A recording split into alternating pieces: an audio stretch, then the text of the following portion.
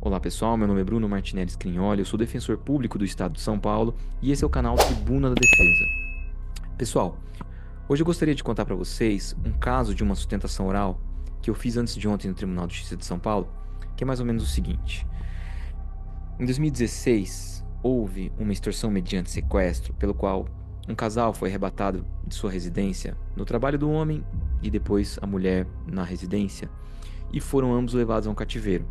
E aí houve exigência de um dinheiro como condição de resgate. Foi um caso bastante traumático, mas ele durou um dia, né? Posteriormente as vítimas foram liberadas e ninguém foi detido naquela ocasião. A vítima do sexo feminino, quando declara, a do sexo masculino declara na fase policial que não tem condições de reconhecer ninguém. E a vítima do sexo feminino nada fala sobre isso. Ela nem sequer, mas ela porém não descreve as características, né, das pessoas que teriam arrebatado. O que ela diz é que ela se lembra única e exclusivamente da padaria da onde foram servidos os pães no café da manhã do dia seguinte, né, no cativeiro. Bom, os policiais civis, na posse dessa informação, foram até a padaria com a finalidade de tentar verificar, segundo eles, quais pessoas praticariam crimes na região. E aí, segundo eles, os dois nomes vieram e eles consultaram, né, o DVC, né, que é uma espécie de alguma coisa relacionada a alguma coisa de capturas, eu esqueci a sigla exata, mas é onde eles buscam os mandados e as prisões, as ordens de serviços que originam as prisões por parte da polícia. E aí encontraram dois indivíduos, um deles, que eu vou chamar aqui de Elder, nome fictício, que teria, digamos, praticado uma tentativa de roubo a uma padaria 4 anos antes.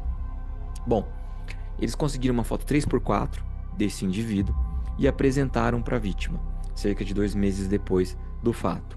Era uma foto, eu analisei, puxa, muito borrada, além de ser 3x4, que não tem essa noção de perspectiva, profundidade, era uma foto 3x4 borrada. A vítima reconheceu, em tese, né, essa pessoa 2 meses depois do fato, nessa foto 3x4, e houve decretação de prisão temporária para averiguação e para reconhecimento dos dois, desse e do suposto comparsa. Bom, houve a prisão, eles foram detidos na delegacia, isso 4 meses depois desse primeiro reconhecimento, portanto 6 meses depois do fato, e a hora que os dois foram apresentados, a vítima reconheceu apenas um deles, o Elder, e não o segundo. Lembrando que Elder é nome fictício, tá? Reconheceu ali e ele foi denunciado. Posteriormente, ela reconheceu em juízo e ele foi condenado a uma pena de 25 anos. Houve recurso por parte da defesa e essa pena baixou para 20 anos. Bom, esse caso transitou em julgado e essa pessoa solicitou a revisão criminal. Revisão criminal é a revisão do julgado, né, a reabertura do caso, em que o Código de Processo Penal estabelece hipóteses muito precisas, né, no artigo 621, que seria uma prova nova, suspeita de juiz que tem algum tipo de viés, quando a decisão é manifestamente contrária ao texto da lei ou quando manifestamente contrária à prova dos autos. Bom, quando eu analisei esse caso, né, com todas no seu detalhe todo, né, eu entendi que essa é uma decisão manifestamente contrária à prova dos autos, né? E por quê? E ela tem o que também de prova nova no seguinte aspecto. Há muito tempo, entendia-se, desde muito tempo, né?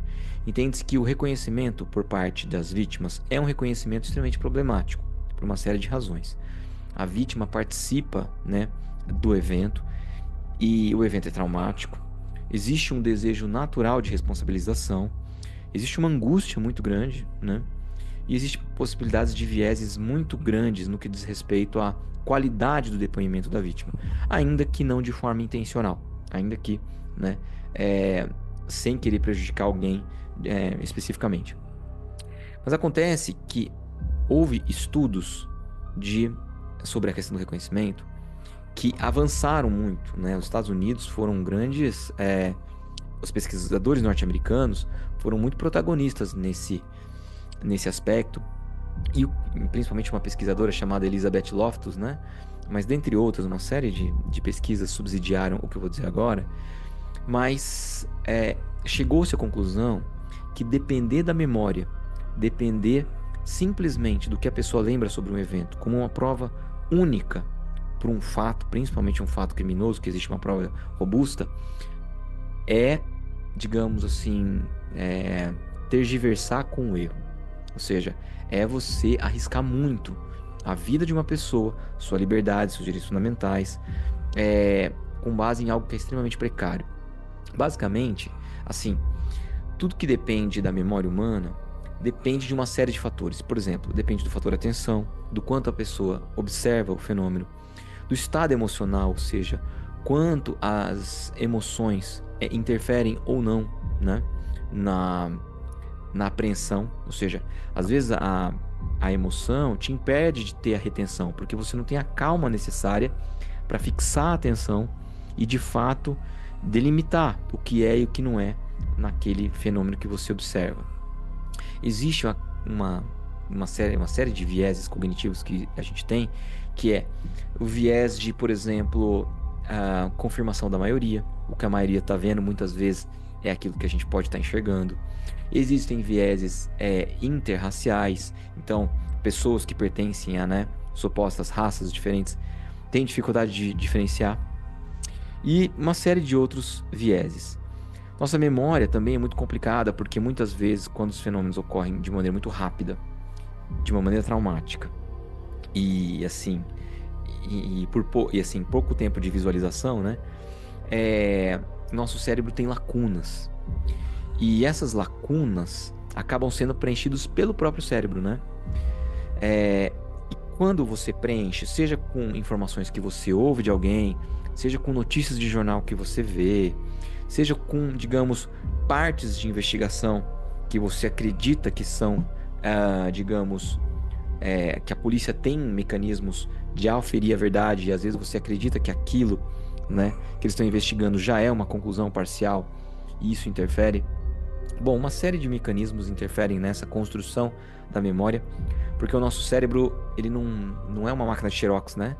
Ele guarda essa informação numa parte lá, e a hora de recuperar essa memória, essa recuperação vem com muitas falhas e com muito preenchimento de lacunas, porque o nosso cérebro não suporta, né, essa ausência de sentido. E aí ele mesmo tenta preencher com aquilo que lhe falta de uma maneira inconsciente, na verdade muitas vezes imperceptível para a própria pessoa. Daí que existem as falsas memórias, ou os falsos reconhecimentos, que, digamos, a pessoa se engana, mas ela nem se dá conta, né, de que ela está se enganando. E aí o que acontece? Veja o que acontece, o que aconteceu aqui. A pessoa houve uma resolução do CNJ no ano de 2022, a 484, que se atentou para isso. E ela diz, a memória humana é muito falha, e ela sozinha não pode subsidiar uma condenação. E mesmo para ela existir, há uma necessidade. A gente sempre vai trabalhar com a ideia de que ela pode sim ser precária.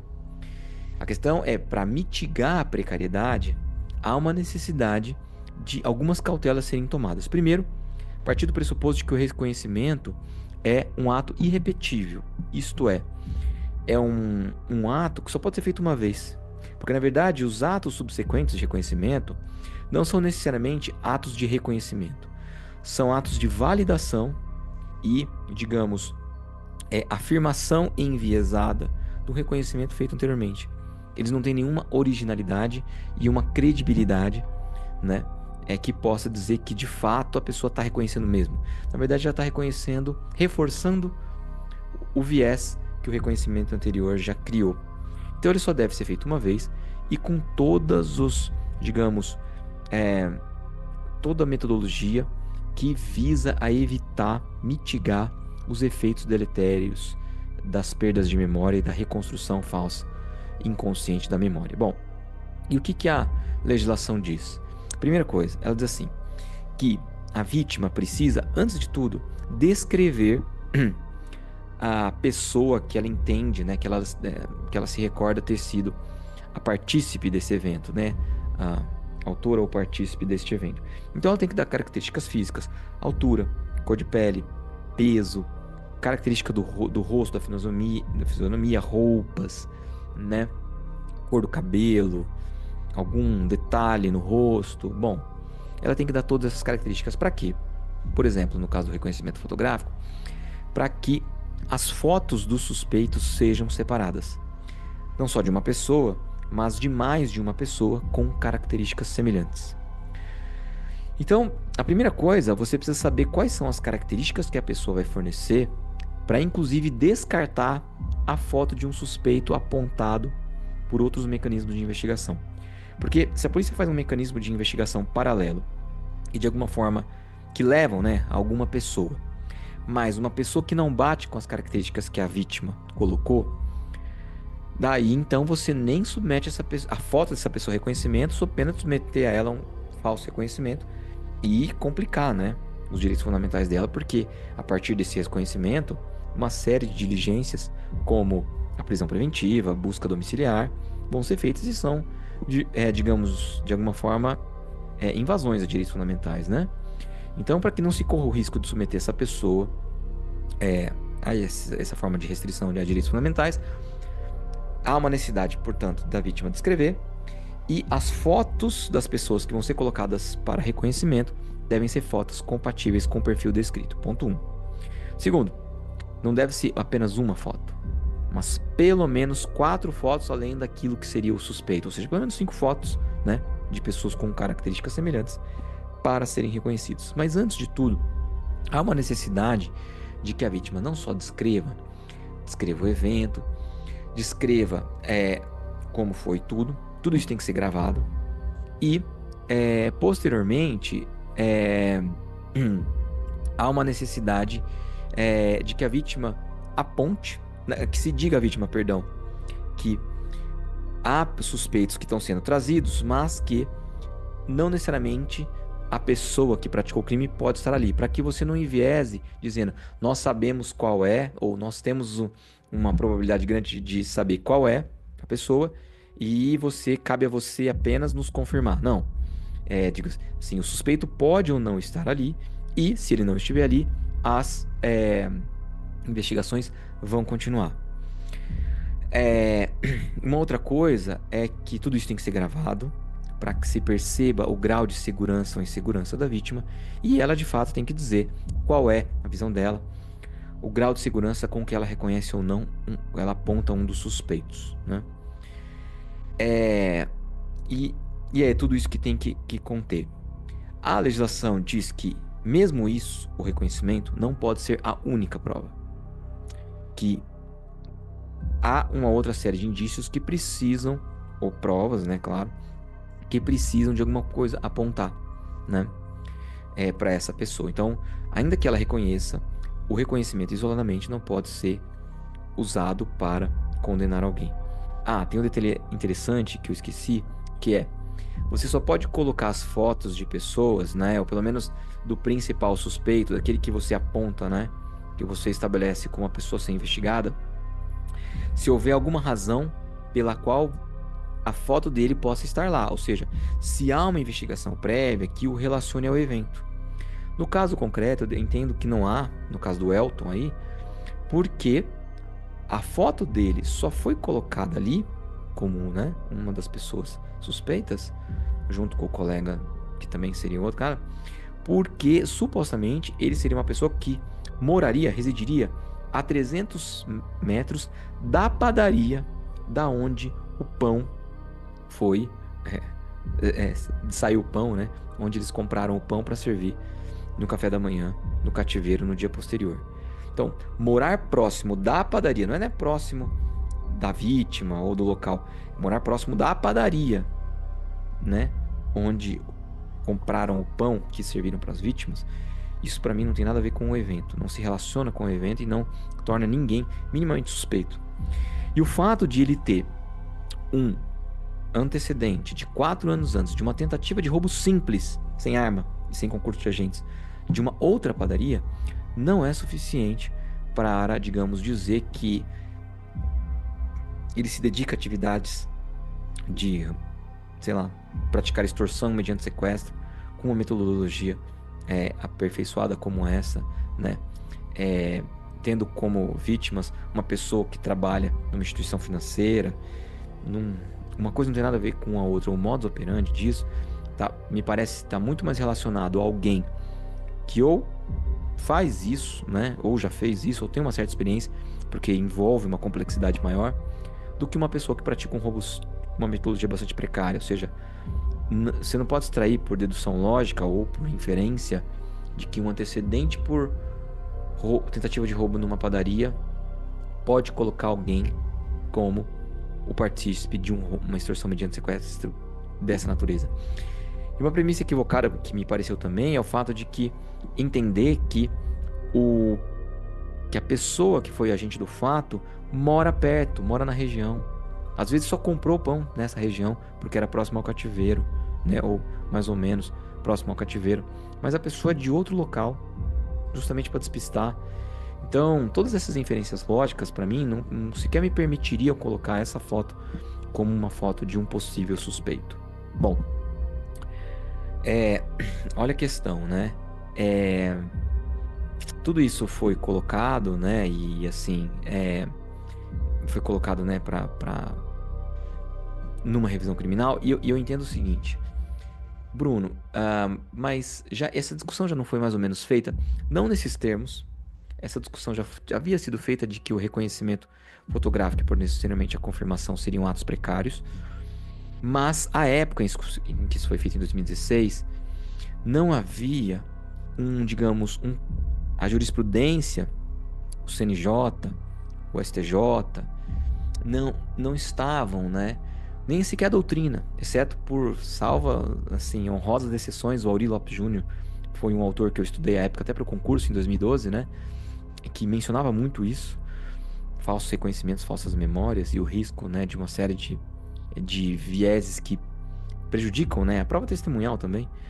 Mas assim, o fato é que nesse ponto a jurisprudência não estava amadurecida, porque não tinha tido um contato com os estudos científicos sobre isso. Os estudos avançaram, o CNJ montou um grupo de trabalho sobre isso.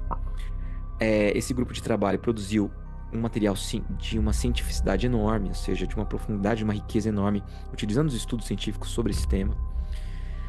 E o próprio CNJ produziu essa resolução, né, baseado nesses estudos que falam sobre a precariedade do reconhecimento como método e principalmente como método único de deslinde de uma causa, e estabeleceram essa resolução, né? E disseram, bom, tudo isso tal, e disseram, e afirma uma coisa que a jurisprudência posteriormente afirmou. O STJ tem 2 acórdãos paradigmáticos que dizem isso, que é assim,